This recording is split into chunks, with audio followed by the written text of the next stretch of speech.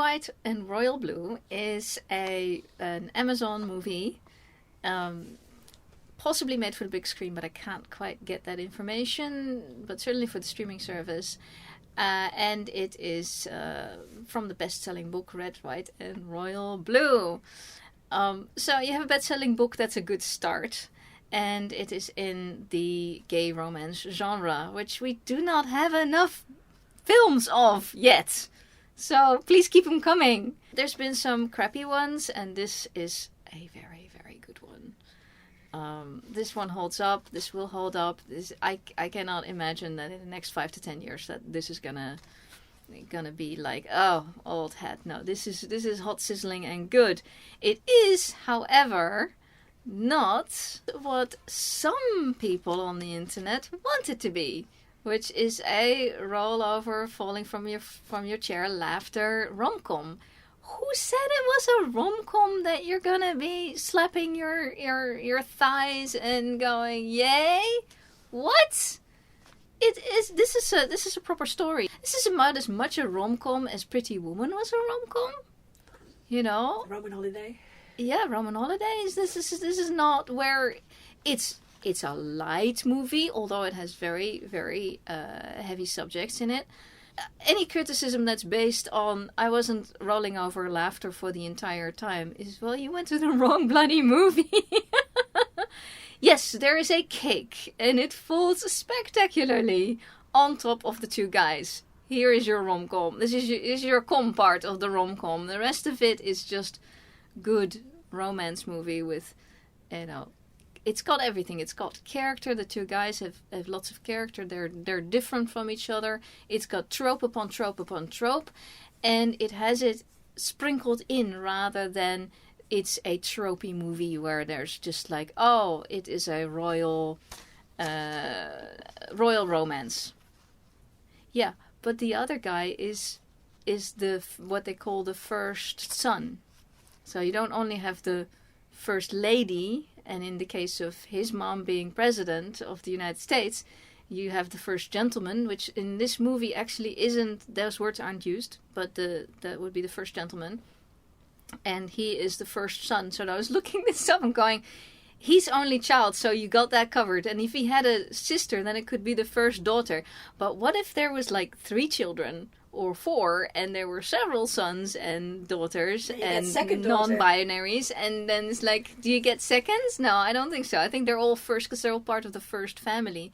And the definition seems to be, this was not in the movie, is that if you live in the residence, then and you are part of the first family, then you are the first this and the first that.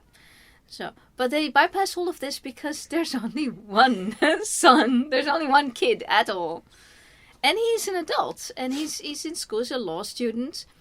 So we're doing college AU, and we're doing royalty AU because it's very clear that Prince I'm almost going to say it wrong, so I'm going to check. Yes, Prince Henry is based on another prince. That is also named Henry. With possibly missing an N somewhere in there. No, Prince Harry. Yeah, but Harry is also called Henry. Is he called Henry? Oh yeah, look him up. His I name's didn't know Henry. that. Okay. Well, so this one's. I'm not sure that the writers knew that. The writer. Anyway, I can't judge. So, but there's a lot, and there's a new enormous amount of gender flipping. If you say this is an alternate reality of a gay Prince Henry situation, instead of his grandmother being queen, he has a grandfather who is king, and it is his mother who is then the heir to the throne. And he has a big brother, and he also has a sister. And they keep referring to him as the spare. Now, if he has a sister, I need to know whether the sister is older or younger. Because in the Dutch royalty, if he's the spare, then she is... She is the younger. She's the youngest of the 3, then. Because he's an older brother who is... Of that generation is going to be the one. The heir. But it's not... it's not the first one, because there's still a mom above it. before grandpa, if king. If the royal family it's a northern European. No, it's Britain. Oh. It's Britain. It's so Britain. Britain has male. Male only. Yes. Or male preferred. Male preferred. So if there is a boy, a girl, a boy, and a boy, then the first boy. The boy inherits. But if there's only a girl, then the girl inherits. Well, they abolished that in the Netherlands. Yes. Yay, equality. So, yeah, whatever. But anyway, so he's the spare, and that's an awkward place to be. He doesn't like it, and he is super gay, and nobody can know about it, except that, of course, everybody knows. Not everybody, but within the family, it's clear that they know, and Grandpa the King does not like it. He does not think that Britain is ready for a gay prince. He's not even the heir. I mean, in what reality is he ever going to inherit with so many people in front of him? But he's in line of... It's possible. He is in line. Because until his big brother has a situation came up in Dutch royal house. A princess who was in the line wanted to marry somebody who was deemed unsuitable, and she could step out of the line, and that's what she did. Yes, and they discuss it. The sister and he discuss it for a moment. She says you can abdicate. That would not be the correct word because he's not actually ascended to the throne yet. Yeah, but step out of the line. You can step out of the line, and then he just says, "This is so antiquated that we even live this life." So they bring up a lot of really important points. And that's why I don't think it's fluffy at all. I mean, it is lighthearted, the movie, but it's not a fluff piece. In fact, there is a lot of plot to get through. And so I will forgo my normal thing where I try to actually reconstruct the plot. One of the things that happens is that they do a little bit of a enemies to friends.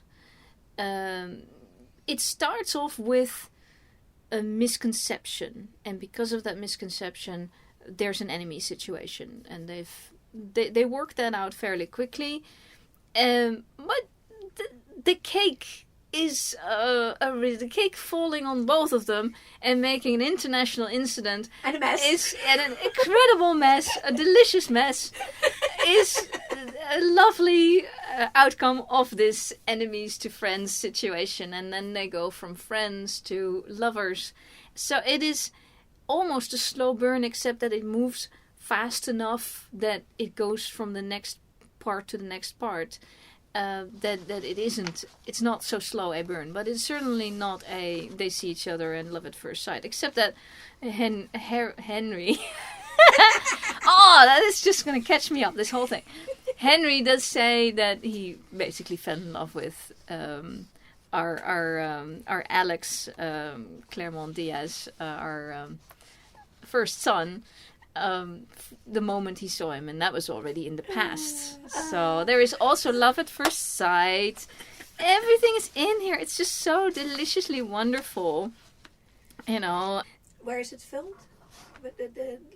England. They filmed in England. They were filming during lockdown.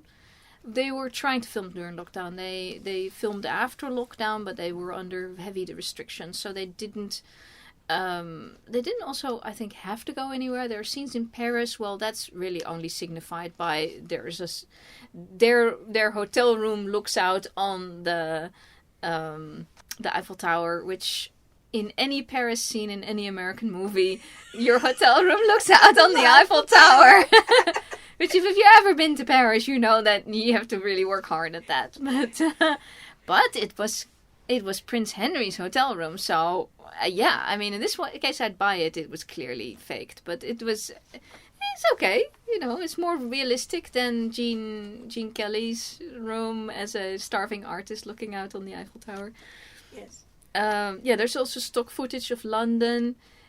They may have filmed in London, but I don't think so. They just filmed in England, and there were a lot of British actors. They didn't only do... Yeah, I get the thumbs up from the Peanut Gallery. They didn't only do gender flipping in the family of of the royal family. They did also gender flipping in the presidency, because we have a female president, and she's as blonde as can be, played by Uma Thurman, and she is a Texan Democrat, which is awesome. She is the only one who has a Texan accent.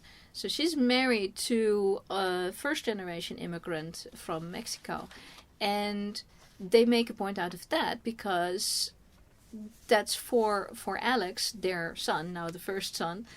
That is something to aspire to. He wants to go into politics, and he wants to hopefully in the next generation go and have a go at becoming president. And then he says there would be somebody like his dad could look up to at 12 years old, coming into the country when there's nobody in power, in a position of authority and power, that looks like you, that has a name like you. And they said, okay, name ending with an S, with a Z, with Z, I would say.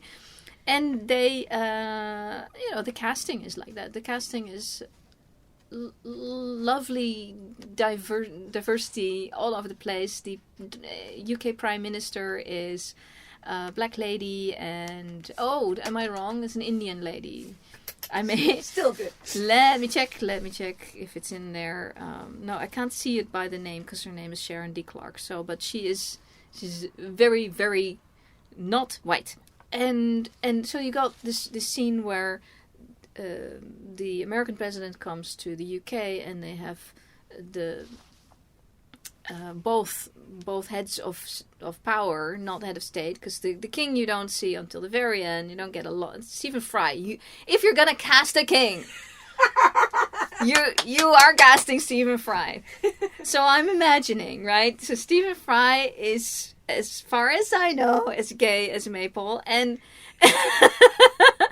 and I would imagine would want to be part of this production. And I was immediately thinking about Maurice, which is a movie that was made in the late 1980s with 3 young guys, 2 of which are very famous right now, and one was Hugh Grant. And they were all gay, and we can talk. They were LGBTQ plus. The characters, and one actor was in there. Oh my gosh! I will let you know which actor it was, because I'm now absolutely blanking on the name. But there was one actor that wanted to be part of that production, because it was one of the first films in the UK made with like a full LGBTQ main cast, and about being gay, this actor played the doctor that has to tell Maurice, our protagonist, Denholm Elliott. I think so. Yeah. He was closeted. At that time, in actual history, he was closeted, and he was also dying. So he wanted to be part of this movie, even though he was playing this like very homophobic establishment guy. But as far as I understand, that he was absolutely delighted to be part of that movie. And I can see like Stephen Fry going, yeah, I'll play the homophobic king in that movie. I must be in this movie. Like, what can I play? Homophobic king. Yes, sign me up. Oh, delicious. I mean, the movie's full of that. It's just so lovely. And what they do is they take the romance and they follow through on the romance. And they take the political story and they follow through on the political story. Because they have the story of the re-election of our president, our female president, which of course we want her re-elected. Madam President. Madam President. And so Alex is taking an active role in that. And then halfway through, he and Henry get outed. And that's, I think, where we get to the meat of the story. Because all of it is like really good romance writing. Hits all the beats. The meeting each other, and there's problems, and then they solve the problems, and then they like each other, and then they get together, and then they they're in Paris and they have the love scene. They have the actual love scene, because in Maurice, which, granted is was it 30 years ago, almost 25 years ago? What is it? 1987. So 35 years ago. They had problems doing the love scenes. And this one, they do the love scenes like they literally do love scenes in movies. In a romance movie, you do a proper love scene, and it isn't just like the beginning and the after. No, they do it, and it's very rare that we get to see that with two guys, and they do it beautifully. So, and everything is once they're together, it's yes, okay, they have problems, because you have to, in a romance movie, you have to get them apart in order to keep the movie, to keep the plot going, and then get them back together again, and then they get outed. And then I'm thinking, but we've already had so much story. Wasn't this the end of the movie? If we now do this, I'm looking, it's like, oh, we have another half hour to go. Aha! So to me, this is really the meat and potatoes of the movie, is the right to out somebody. You don't have the right to out somebody. The right to ask people to stay in the closet. You don't have the right to do that either. And they make a point in this movie. Alex has a speech. I'm not sure for whom. Probably a press conference in the White House, I'm guessing, because they have to address it. And they're both these high-profile guys. And he says that it has to be up to the person, and you have no right to keep somebody in a closet, but you also have no right to force him out of it. So the last third, maybe quarter of the movie is, now what do we do? And it's not a mystery movie, so I'm not spoiling I'm not spoiling that kind of thing, but if this movie ended badly, it would not be confused for a rom-com. Then they would immediately say, oh, it's a drama movie. So Brokeback Mountain, they can't get there. They can never get there, because it's just, the world is not ready. And this movie is saying, the king may not be ready, but he's an old fuddy-duddy. Maybe Stephen Fry and not that fuddy, but, he's in the role. He's an old fuddy-duddy, and he does this perfectly. He gets them all together, and he really plays the autocrat. The autocrat? Where he has them, you shall talk and you shall shut up. And he says, Britain is not ready for homosexuals. And I think that he's doing that so spot on, because I think that is the message, the conservative worry. It's at some point, it isn't even about, do we care about homosexuals, but it is, does the public care? Will we have a problem on our hands? And like at that point, it's all over the news, because all of their emails have been thrown on Reddit and on the news and stuff. So it's not even a question anymore of keeping it quiet, and he's trying to keep it quiet still against all of that. It's like, the world has changed, dude. And I think that's a beautiful message of the movie, and that's where they end by going out there on the balcony, the two of them, and you can already see there's lots of these rainbow flags, see the rainbow stuff, the rainbow flags all over the mall, where we have Buckingham Palace, and then you can see into the mall, and they don't show much because it's of course not filmed in the actual, but they fake it really well, and thank God for CGI. Yeah, and then they help it by saying the sister, she's like, oh, there are demonstrations in Birmingham, in Manchester, in Sheffield, and she's naming them all up, and just, it's so clever writing. If you say we don't have the budget to go to these places, we don't have the budget to show all of this stuff, and we pretty much only have interiors and some exteriors that are very generic. Could have be filmed anywhere, namely somewhere in England.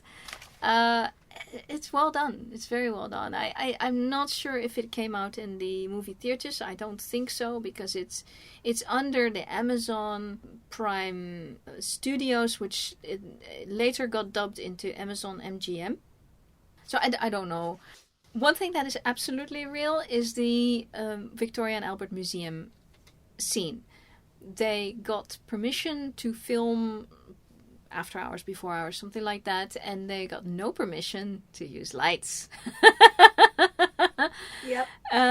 So sounds like the Albert and the yeah, and they were in the sculpture department, and it's well done. Whoever did the cinematography on this did an extremely good job. Maybe they touched it up like in post, and you do stuff with colors and stuff, but it looked good. It looked very good. And you have this romantic scene with the two guys, and and Henry saying to Alex, when they write the history of my life, and Alex is going, oh, yeah, history. I like the juxtaposition, because Henry is rooted in this.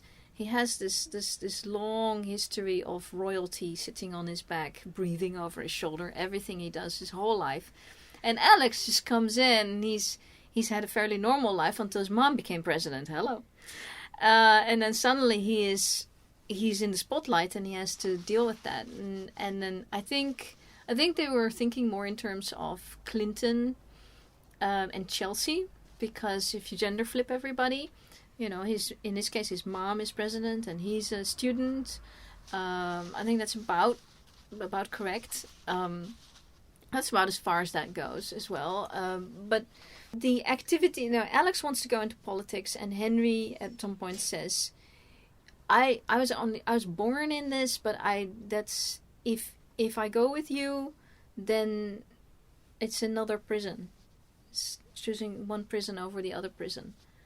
Because that's all he sees is like, it's all state dinners, it's all shaking hands. And when he gets invited by Alex for his New Year's party, he comes in, a dark gray suit with a tie, and he's just there, and everybody's, wearing all this super modern party outgoing stuff, and he's just standing there. And it's like he's not out of time, but he's certainly out of sync. He's never been allowed to have a life like this. And yeah, but no matter who he's going to marry, it's never gonna.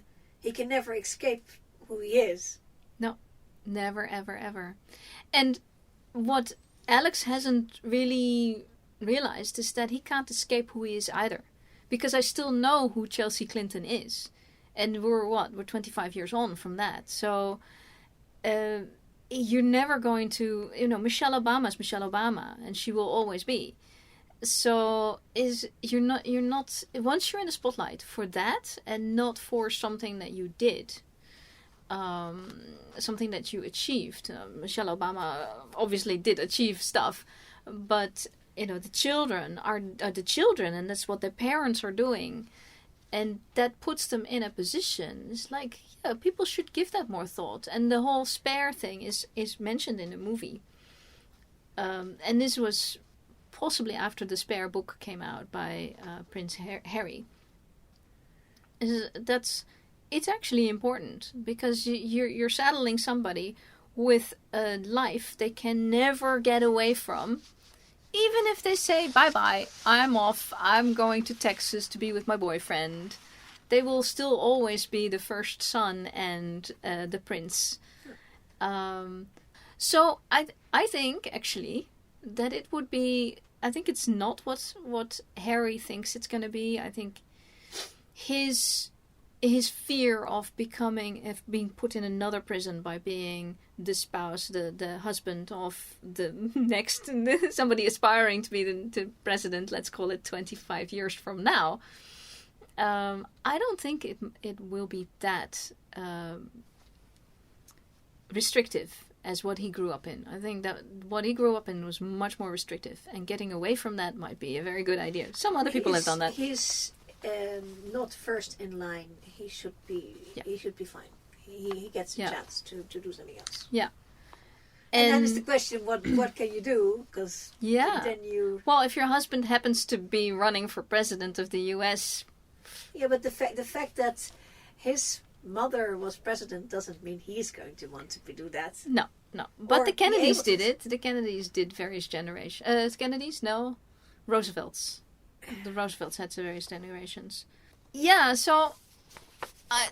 first of all, I highly recommend this movie because it's just fantastic. The actors are great. And it's very nicely filmed. It's a little bit of an intimate movie. I saw it in my home. I didn't see it in movie theaters because I don't know that it was here in the movie theaters. But I think it is perfect for your nice, normal widescreen television. Oh, yes. So things that it reminded me of, endpoints thereof. So you have the West Side Story moment, where they're in the nightclub that Alex is giving the old and new party. And New Year's Eve party. The New Year's Eve party, indeed. And at one point, the music is a type of song, and everybody knows to actually come down for like a part of it and then come back up, and the two of them stand like that. And I was like, that's West Side Story so much. and they only do it, and they don't comment, they don't make a big deal out of it, and it's just like, just hitting those little things, those visual clues, and saying, yes, this is the fated love that it is Romeo and Juliet, it's Romeo and Julio, And so that's awesome. The most epic scene in the thing is where Alex's personal handler, let's call her. She's not his personal handler. She just handles things big time but she has to handle him, and he's a bit of a handful. And so he's got Henry. He's got Henry in the closet, literally, when she tries to get him out of bed and get him to do the things that he needs to do as he's trying to get Texas to vote Democrat. And she runs in and she's going, there's somebody in your room and it's not vetted by the Secret Service and by this and that. No, the English have Secret Service. What do the Americans have? Well, whatever they have. And the security people, and there's a mobile phone. You have a person here with a mobile phone, and she starts hunting down the room while he's scrambling to put clothes on, and then reveals Prince Harry in the closet, and she flips, and she not only flips, but she regains control with some effort. Tries to do the protocol that you have to do with a prince that you didn't know you were going to be confronted for, with 7 a.m. in the morning, and tell them what for. Like literally, she's sweeping the floor with the both of them. Epic scene, love it. Yeah, I think almost practically everybody else in the cast is a person of color of some sort. Alex is at least a half-seasoned person of color. In the story, his mother is white and his father's from Mexico. And Henry is white as Liz and blonde. Blonde in a way that the British royal family is not. Yeah, all the women get fantastic lines and good stuff. It is beautiful to see that there is just a movie about being gay that is maybe a rom-com or a little bit more serious, but it is completely there to do. Wonderful. And then there is the absolute Gen Z moment where after they've had their first interlude, which they make a big difference between interlude and actually going all the way. That's very American as well, because first base. Well, no, more than first base, but not third base. Yeah. And so they have their roll in the hay, and then Alex says, I'm bisexual, I just to put it out there, I'm bisexual, and then Henry says, I am as gay as Maypole, and they have a laugh over that. And the thing is, this is Gen Z. Gen Z is the declaration generation. It is important for people to identify themselves to others. Whereas my generation, which is Gen X, is like basically you just don't say anything. And until it becomes an actual point of life, as in he now has a boyfriend. So that is by default declaring himself gay. But they make a difference between one of the guys is bisexual and the other guy is gay.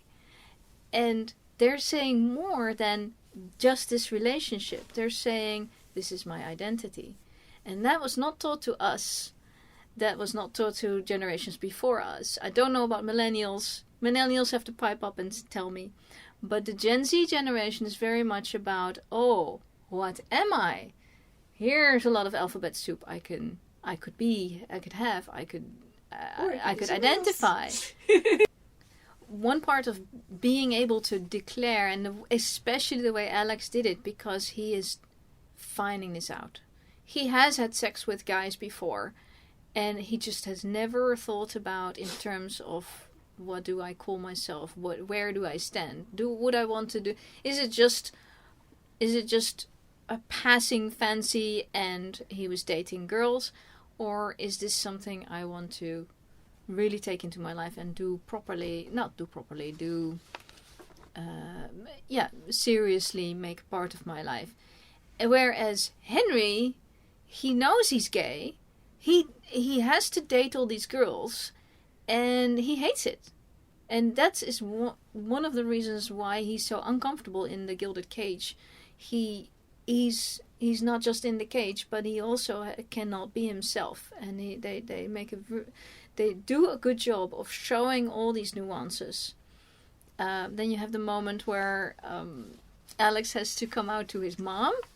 And she launches into this, the President of the United States. She launches into this whole thing about, if you're topping, you should be taking this. If you're bottoming, you should be taking that. It's like, have you been tested for this and that? It's like, okay. And I think we're good. Yeah, and by the way, you have to come out to your dad. And that was just a lovely scene. Every scene was good. I can't find any fault with any of it. I mean, the cake scene could have been so dorky, and it was choreographed well, it was done well, and it's just, yeah. There was the thing. There's like this fairy. One hint that it is a fairy tale, because marrying the prince is always a fairy tale, right? So, but in a sense, they're both princes. But one indication is that when they're in this texting stage with each other, they've come off being enemies. We weren't really enemies, but they've come off having problems with each other, and they're just starting up sort of like friendly communication and jibing at each other. Is they start putting the person virtually in the other's room, and then they pretend they're not in the same room together, but they're speaking their texts and they're speaking their phone calls. And at one point they're in the same bed, and first they don't look at each other, and then they turn to each other, and it's just beautifully done. And it has these little sprinkles that when it he appears, and he's not there because he's on another continent, and it's just that's the indication of it's a fairy tale. And then when it's a fairy tale, it's gonna have to end well. It just has to, and it's just so lovely. Otherwise, it's a horror. I mean, we've had all the dramas, and we appreciate all the dramas. There's also been a lot of male gay films that I say, okay, really, do we have to have it this way? Do we need to have that much? But this is what is on the tin. It is red, white, and royal blue. We're doing this. We're going for it. It's all the way, guys. And so we have the sex scene, and we have it's delicately filmed. But Tastefully done. Tastefully, yes. It's all there's no erotica and stuff in there, but we're doing it, and we're doing it for reals, and we're not pulling any punches. And quite frankly, she says, throwing down the paperwork, drop mic, quite frankly, the ending has to be the ending.